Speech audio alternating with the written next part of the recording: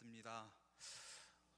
평소에도 오르는 강단인데 뭔가 제가 드림 예배를 준비한다고 하니까 진짜 많이 떨립니다. 어저께도 제가 평소에 한 9시면 자는데 제 별명이 3초거든요. 3초면 잔다 라고 해서 별명이 3초인데 어저께는 한 11시, 12시까지 약간 내일 드림 예배 어떻게 하지?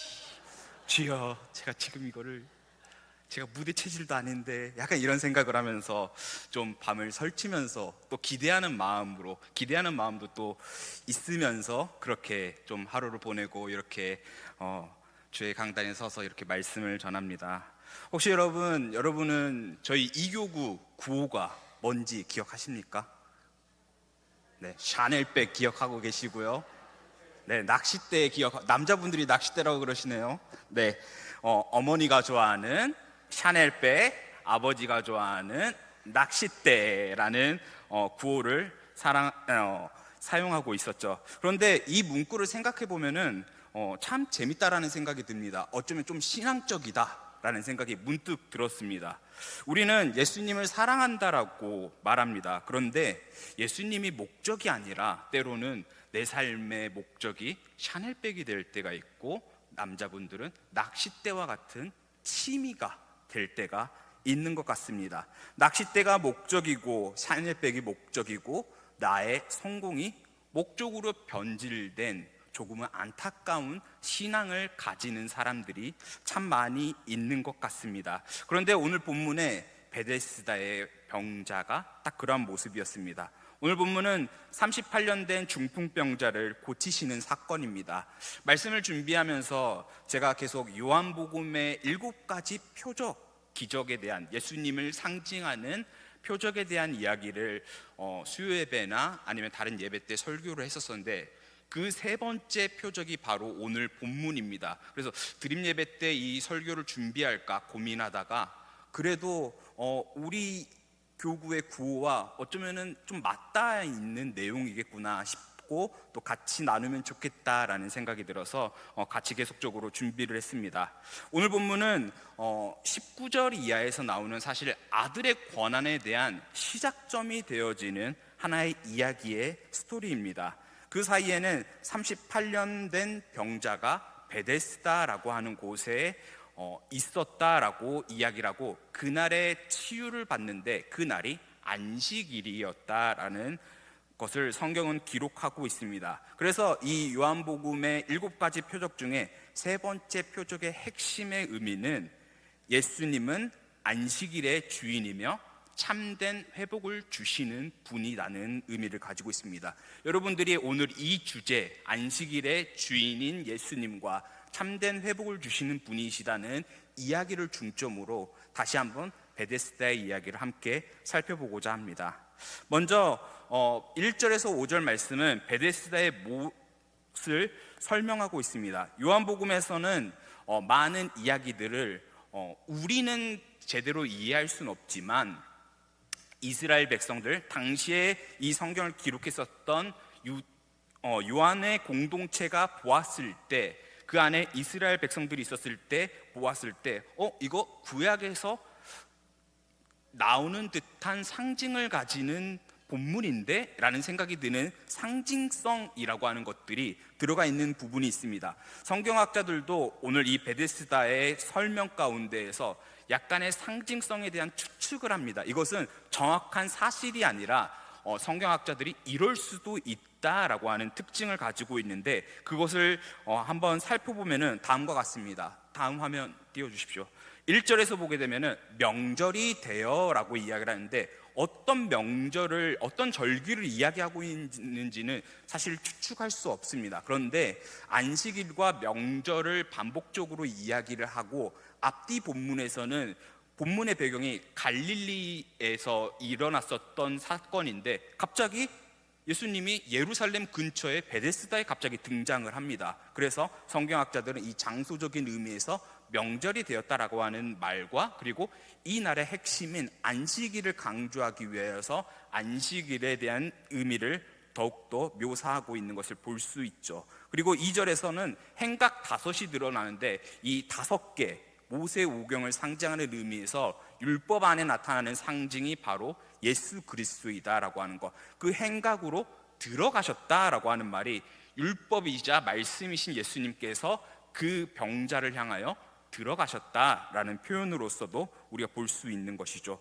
그리고 5절에서 38에 된 병자, 광야에 대한 많은 40년이라고 이야기를 하지만 신명기 2장 14절에서 15절에서는 38년이라고 하는 언급이 등장하고 있습니다. 그것을 통하여서 어떠한 이스라엘 백성들은 이 말씀을 보면서 이것은 내가 구약 성경을 봤었을 때 봤던 본문과 비슷한 느낌을 주는데 라는 상징성을 가지고 있는 것이죠. 그래서 이 의미들을 하나로 함축해서 의미를 전달하자면은 베데스다는 이 38년 된 병자는 단순한 개인이 아니라 율법 아래 있으면서 스스로 회복할 수 없는 이스라엘 백성들, 이스라엘의 축소판이고 예수님께서는 그러한 이스라엘을 회복시키는 메시아이다, 고치시는 메시아이다 라는 의미로 볼 수 있습니다. 어쩌면은 우리 공동체, 우리 광림교회가 어쩌면 그렇게 38년 된 병자의 모습 가운데에서 주님께서 지금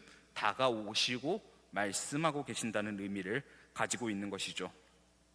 계속해서 말씀을 보게 되면은 4절에 베데스다의 전설 또는 베데스다의 기적에 대한 묘사를 합니다. 천사가 가끔 못에 내려와 그 물에 움직이게 되는데 그때 가장 먼저 들어간 사람은 어떤 병에 걸려도 낫는다라고 하는 기적이 있는 곳입니다.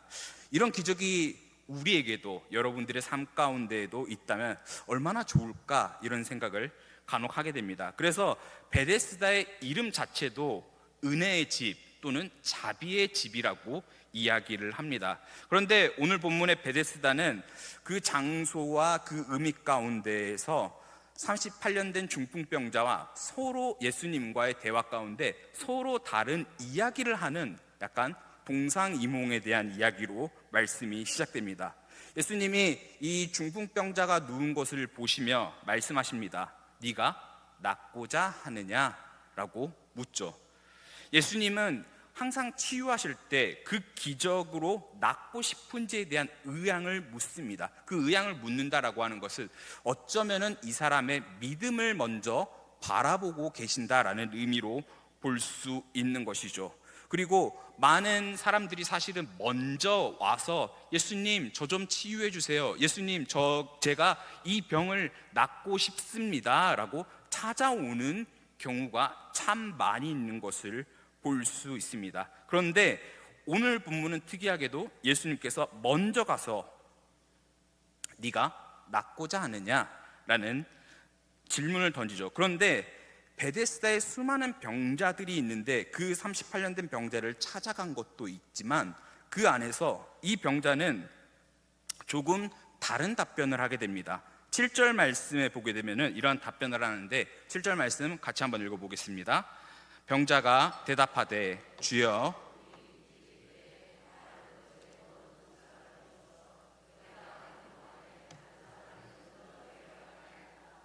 아멘.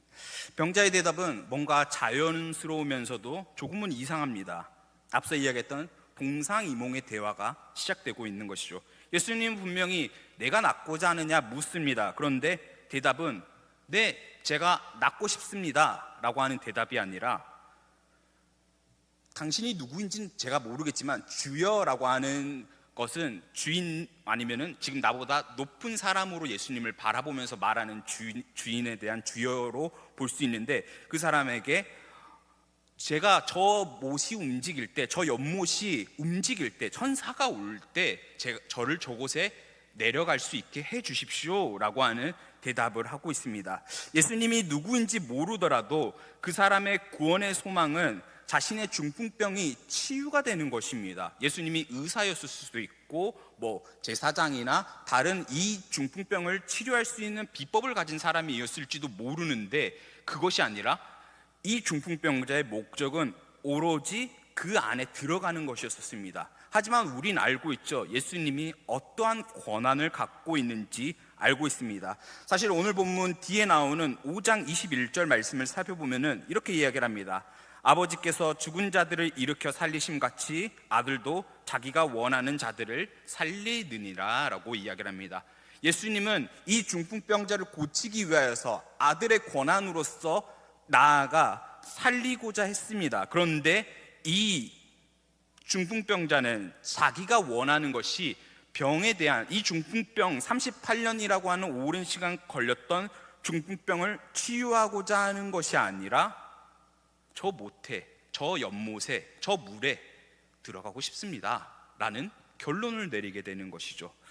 그가 진짜로 병을 낫고자 원하는 걸까요? 아니면은 천사의 기적을 바라고 있는 걸까요? 자신이 원하던 목적과 방향성을 잃어버린 사람이 되어버린 것이죠. 본질은 병을 치료하는 것인데 어느 순간 자신의 열망은 저 못에 들어가는 것, 저 베데스다 연못에 들어가는 것, 또 저 연못에 들어가지 못한 자기 자신에 대한 한탄과 원망이 들어있다라고 하는 것이죠. 그런데 이 모습이 우리의 신앙의 삶의 모습이 아닐까요? 우리의 신앙의 시작은 그저 예수님이 좋고 예수님이 우리를 사랑하심에 감사함으로 삶을 시작했습니다. 그런데 세상의 경쟁에 시달려서, 그리고 마음의 병이 걸려서 나의 유익만을 구하는 신앙으로 변한 우리를 보게 된다는 것입니다. 그 유익이 없다고 체념하고 절망하는 사람들도 있죠. 그러한 사람들 가운데 교회를 떠나는 사람들도 더러는 있는 것을 봅니다. 제가 광림교회에 처음 부임해서 구호를 준비할 때 사실 막막했습니다. 이런 걸 잘 못하거든요. 지금도 갑자기 귀가 빨개지는데 되게 부끄러워합니다. 그런데 우연히 어떤 한 영상을 보는데 이 영상에 야구 응원을 하는 영상이었었어요. 거기서 샤넬백과 낚싯대가 사실 나왔습니다. 사실 전 표절이죠. 그런데 그러면서 이 야구를 하는 초등학생들이 그것보다 더 좋은 게 안타와 홈런이다라는 이야기를 하면서 우리 교구 아니면 모든 우리 광림교회 식구들이 마찬가지죠. 샤넬백보다 낚싯대보다 예수님을 더 사랑하는 사람이 바로 우리 광림교회지 라는 생각을 하게 되었다는 것이죠. 그런데 어쩌면 우리는 베데스다의 그 병자처럼 난 예수님보다 샤넬백이, 난 예수님보다 나의 취미인 낚싯대, 내가 오늘 5자 물고기를 잡았어, 이런 걸 더 유익으로 누리면서 살아가는 사람들이 있을 수 있다는 것이죠. 그러한 관점에서 볼 때 베데스다는 자비의 집이 아닌 새로운 시선을 우리에게 줍니다. 화면을 보게 되면은 베데스다는 자비의 집인데 자비가 없습니다. 그곳은 결코 자비의 집이 아니라 그 못에 들어가고자 하는 무한 경쟁, 적자 생존, 승자 독식, 1등만 기억하는 더러운 세상의 축소판이 되었다는 것이죠. 베데스다가 천사들이 그 물을 움직이게 하고 나서 가장 먼저 들어간 사람이 병을 낫는다는 기적에 따라 저기 위로, 가장 많이, 가장 화려한 곳을 추구합니다. 혹시 그 베데스다에 발을 들이고 싶어하는 사람이 우리가 아닐까요? 그 병자들 중에 한 명이 우리가 아닐까요? 그리고 또 한편으로는 난 저렇게 가지 못해 라고 세상의 욕심을 나도 채우고 싶은데 그것조차 체념하며 살아가는 사람들이 우리가 아닐까 한 번쯤은 생각해 봅니다. 그러한 절망을 어쩌면은 마음 한켠에 우리 인간의 악함으로 죄로서 여전히 품고 살아가고 있을지도 모른다는 것이죠. 그런데 오늘 본문은 38년 된 중풍병자의 무기력함과 그 헛된 열망을 예수님께서 고치시고 말씀하십니다. 그 말씀이 아주 단순합니다. 일어나 내 자리를 들고 걸어가라 라는 말씀이었습니다. 지난 두 번째 표적에서 왕의 신하를 고칠 때 예수님은 그의 믿음을 보고 아들이 나았다라고 이야기를 합니다. 하지만 오늘 반대로 낫고자 하는 물음에 반응이 없었고 저 못에 들어가겠다는 불평과 불만을 가졌던 사람에게 예수님은 그저 회복을 시켜주십니다. 그런데 이 두 표적의 핵심은 믿음을 보는 자도 예수님이고 은혜를 베풀어 주시는 사람도 예수 그리스도이시다는 사실입니다. 그 회복, 그 초점에 우리는 맞춰져 있어야 되는 것이죠. 그리고 그 말씀이 때로는 믿음을 보기도 하고 한없는 믿음이 부족하더라도 한없는 은혜로서 회복시키는 은혜를 하나님께서는 허락해 주신다는 것입니다. 히브리서 4장 12절 말씀에는 그래서 말씀의 능력을 이렇게 선포합니다. 하나님의 말씀은 살아있고 활력 있어 좌우의 날선 어떤 검보다 예리하여 혼과 영과 및 관절과 골수를 찔러 쪼개기까지 하며 또 마음의 생각과 뜻을 판단하나니 라고 이야기를 합니다. 하나님의 말씀은 예리하게 쪼개는 활력이 있습니다. 창조의 때에 빛이 있으라 라고 말씀하시니 빛이 생겼고 그 빛의 힘이, 말씀의 힘이 새롭게 하심으로써 창조이자 치유가 일어났다는 것입니다. 내 자리를 들고 일어나라, 걸어가라 라고 했었던 것은 생명의 주권자이신 예수 그리스도의 선포이자 그 선포는 우리가 원하던 그 연못에 들어가는 욕망과 세상의 더러운 축소판의 그 모든 것을 뛰어넘는 온전한 안식이라는 것이죠. 이곳이 어떠한 장소와 위치가 아니라 내가 어떤 특정한 조건에 맞춰서 내 신앙이 이루어져야만이 이게 만족이 아니라 예수 그리스도 그분 하나면 만족합니다 라는 의미를 가지고 있는 것이죠. 즉 베데스다가 아니어도 주님의 말씀이 선포가 되었다라고 하면은 온 우주 어디에도 하나님의 말씀은 이루어진다는 사실입니다. 9절 말씀을 보면은 말씀의 역사가 이루어집니다. 같이 한번 읽어보겠습니다. 그 사람이 곧 나아서 자리를 들고 걸어가니라. 오늘 본문은 성경 가운데에서 그 사람이 일어났다라고 걸어갔다라고 하는 말씀의 마무리 가운데 이날은 안식일이니 라고 하는 말씀이 이어집니다. 10절 이후에는 안식일에 관한 문제로 유대인과 중풍병자 그리고 예수님과의 갈등이 시작되는 이야기가 쭉 소개되어져 있는데 저는 이 안식일에 대한 포인트를 조금은 함께 나누고자 합니다. 앞선 서두에서 저는 오늘 본문을 우리 함께 나아갈 때 예수님은 안식일의 주인이며 참된 회복을 주시는 분이시다라는 의미를 전달했습니다. 물론 안식일의 의미는 그것이 핵심입니다. 그런데 여기서 저는 더해서 베데스다의 모습을 통해서 볼 수 있는 안식의 의미, 새로운 조금은 낯설지만 우리가 꼭 바라보아야 할 안식의 의미를 함께 나누고자 합니다. 그것은 세상의 부조리와 악의 세력에 향한 저항이라는 의미입니다. 앞서 베데스다는 무한 경쟁, 적자 생존, 승자 독식, 1등만 기억하는 더러운 세상이었습니다. 그런데 그 속에서 저항은 이곳으로 내가 그 연못으로 들어가는 것에 만족으로서 축복과 그 은혜를 입는 것이 아닌 그것을 저버리고 진짜 구원을 주시는 예수 그리스도를 바라봄으로써 다른 세상의 어떠한 만족, 유익, 물론 필요하죠. 그것이 아니라 그것보다 더 귀한 예수 그리스도 한 분만으로 나는 만족하노라. 하나님의 은혜면 사실은 그 세상의 것들보다 더 크고 더 놀랍고 더 풍성하게 주실 그 은혜를 나는 바라고 살아가겠노라 라고 하는 의미에서의 저항이라는 것이죠. 실제로 이러한 제목을 가지고 있는 책이 한 권 있어서 소개를 합니다. 윌터 구르그만이라고 하는 그 저자의 안식일은 저항이다 라고 하는 책이 있습니다. 제가 최근에 아주 재밌게 읽었던 책인데 이 책은 이집트, 애굽에서의 출애굽에 대한 사건을 소개를 하고 있습니다. 이 애굽에 대한 소개를 하면서 이집트의 노동과 생산 체계를 저항해서 하나님께서 구원해 주셨다, 하나님께서 탈출시켜 주셨다라고 하는 것이죠.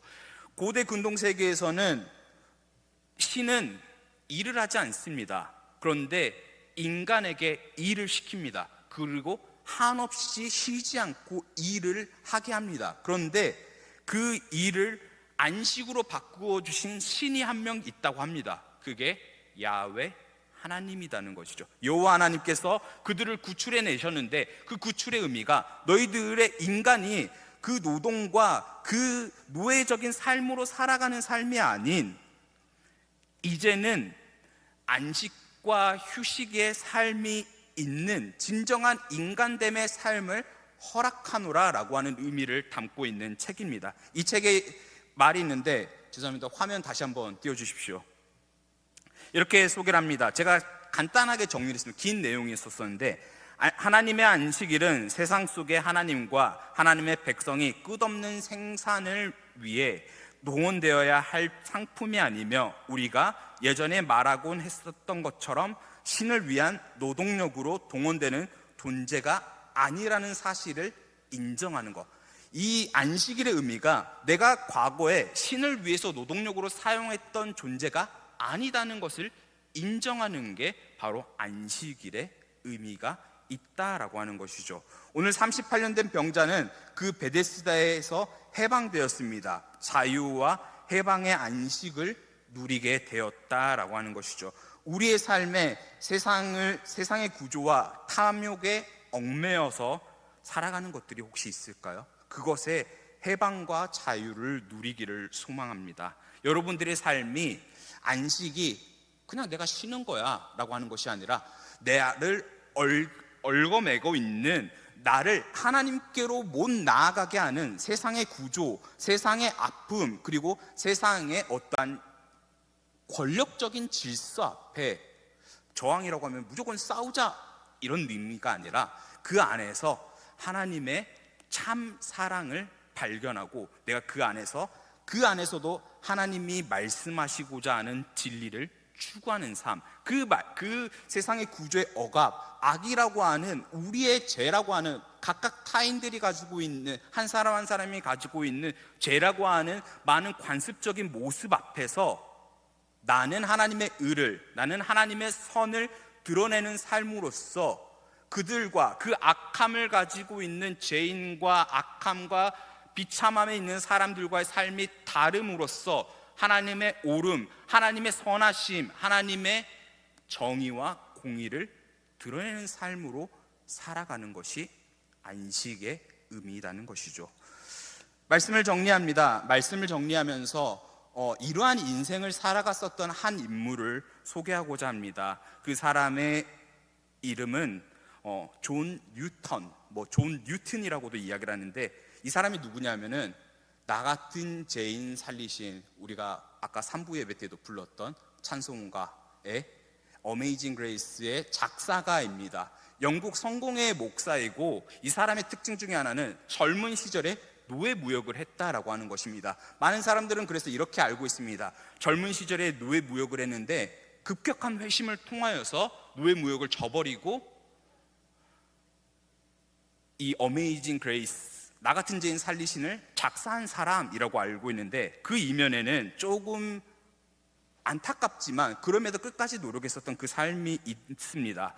어떠한 모습이냐면은, 이 사람이 극적인 회심으로 바로 나 같은 죄인 살리신을 썼다라는 게 아니라, 이 사람도 끊임없이 자신의 삶과 자신의 그 세상의 욕망과 씨름을 했다라는 것입니다. 이 사람이 폭풍우를 만나는 사건으로 인하여서 회심을 하게 되었는데, 이 회심 가운데에서 노예 무역을 바로 포기하지는 않았다고 합니다. 당시 사회에서 노예 무역은 당연한 사회 질서였기 때문에 포기를 하진 않았다고 합니다. 그런데 계속 목회자로서 삶을 살아가면서 어느 순간 비추어 보니 이 노예들도 하나님의 백성이자 소중한 존재인데 내가 그것을 놓치고 살았구나라고 하는 것들을 깨달으면서, 이것에서, 이 노예 무역이라고 하는 것에서 한 걸음 한 걸음 계속 발걸음으로 옮겨가면서 점점 멀어지면서 싸워내는 삶을 일평생 동안 해왔다라는 것이죠.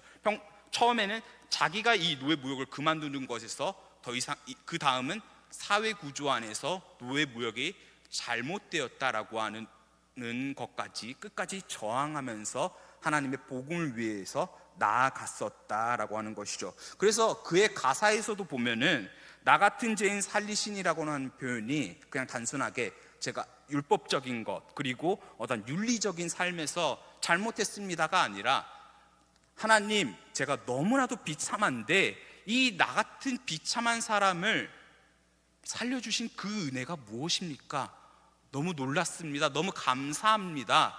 라고 하는 그 의미를 가지고 있는 것이죠. 그래서 끝까지 저항의 신앙으로서 그 노예 무역을 폐지를 앞섰던 인물이었습니다. 사랑하는 광림교회 성도 여러분, 여러분은 지금 여러분의 죄악과 잘 싸우고 계십니까? 여전히 나는 어쩌면은 저도 여전히 그런 것 같아요. 저희 아내한테 샤넬백 한번 사줬으면 어떨까? 죄송합니다. 나도 낚싯대를 하나 구해서, 어렸을 때 낚시 좀 좋아했거든요. 저도 여수 사람이니까 친구들하고 낚시하러 많이 갔었는데 약간 이런 생각도 가끔은 해봅니다. 물론 이게 잘못되었다라고 하는 것은 아니죠. 그것이 예수님보다 그리고 하나님보다 더 앞섰을 때 그것이 제약된 모습으로 된다는 것이죠. 여전히 어쩌면 우리는 이러한 모습은 아닐지라도 그러한 제약과 끊임없이 씨름하며 싸워가고 있는 것일지도 모릅니다. 그렇지만 예수님을 바라보는 그 은혜가 베데스다라고 하는 어떠한 특별한 장소, 그 자비가 베풀어지는 놀라운 어떠한 세상의 1등만을 기억하는 그러한 장소가 아니라 예수님이 있는 곳이면 그 어디나 하늘나라라는 찬송가의 가사처럼 우리가 그 평안을 누리며 살아갈 수 있는 저와 여러분이 되었으면 좋겠습니다. 오직 예수 그리스도에게서 시작되는 것을 기억하며 예수님을 수단이 아니라 예수님이 주시는 그 사랑 자체로 살아갈 수 있는 저와 여러분이 되기를 주님의 이름으로 축원합니다. 안식의 자유, 그 기쁨을 누리며 삶의 풍성함에 기쁨이 넘쳐나는 우리 광림교회 식구들이 되기를 소망합니다. 기도하겠습니다. 생명의 주님 감사합니다. 우리에게 한없는 은혜로 나와 같은 죄인을 살리시고 그 은혜에 감격하여 주님의 백성으로 삼아주시게 하여 주시니 더욱 감사합니다.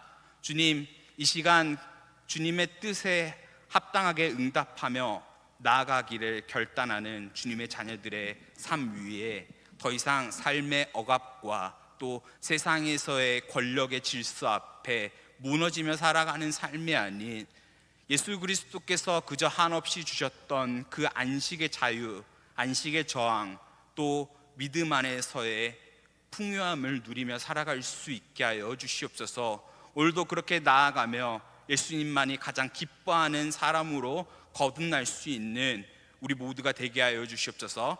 안식의 자유를 누리며 안식의 기쁨이 주님 안에 있음을 고백하며 살아갈 수 있는 우리 광림교회가 되게 하여 주시옵소서. 그렇게 한결같은 믿음으로 지켜주시고 인도하여 주실 것 믿사오며 사랑이 많으신 예수 그리스도의 이름으로 기도드립니다.